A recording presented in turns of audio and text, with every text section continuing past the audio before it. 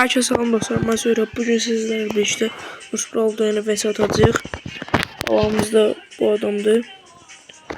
Nuspralda gördüğünüz kimi. İndi də deyək, hamısı 2024 falan. Bələr görür ki, bu Nuspraldadan size kupalardan falan da görərsiniz yəni. Belə 90'a 90, 24 bin kupa falan. Da buradan da göstereyim. Bir saniye gördüğünüz kimi bu rozetman 9 yani normalde. Mesela Nuspralda bilirsiniz. Şimdi kesimde hazır yazım.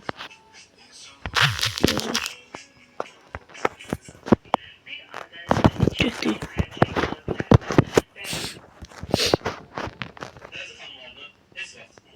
Arkadaşlar ne güzel adam silah koyup yanına türlü iş var koyup.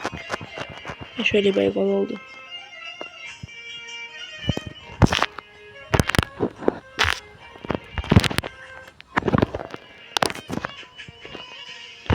Rəqib deyilsən yaxşıdır.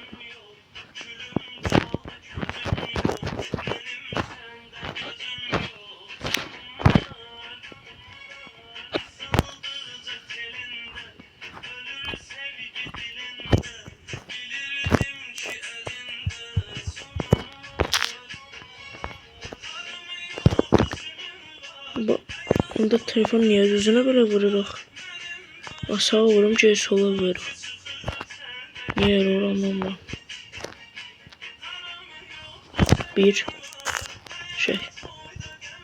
Atacaq çünkü bir aks vuracam ama no problem belə birin daydıramırıq düzdür ancaq sonra da canını yıldırmayaq deyəcəm də öldük. Okay. Bir daymadı. Bir yaxşı.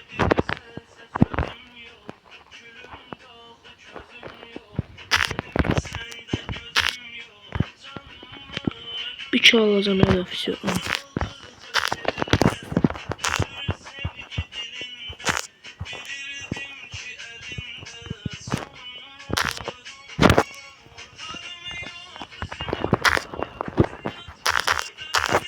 Şey 2-1.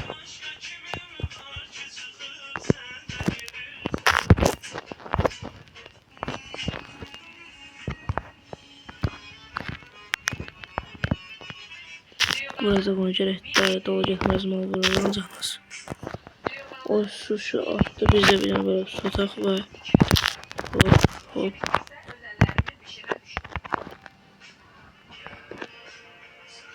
Ve 3-1. Tebrik ederim ya. Tebrikler. Paylaş. Tam sıkıntı olur mu?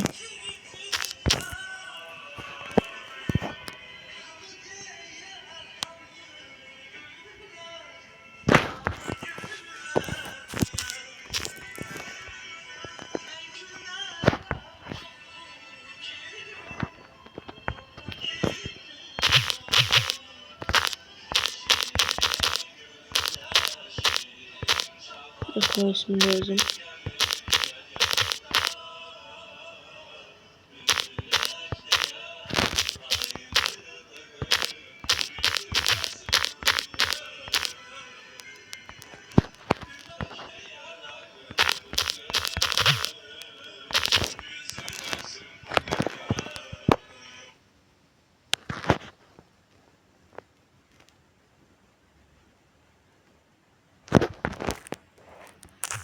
Nasıl olsa bu böyle gitti. Sağ olun, selamat kalın.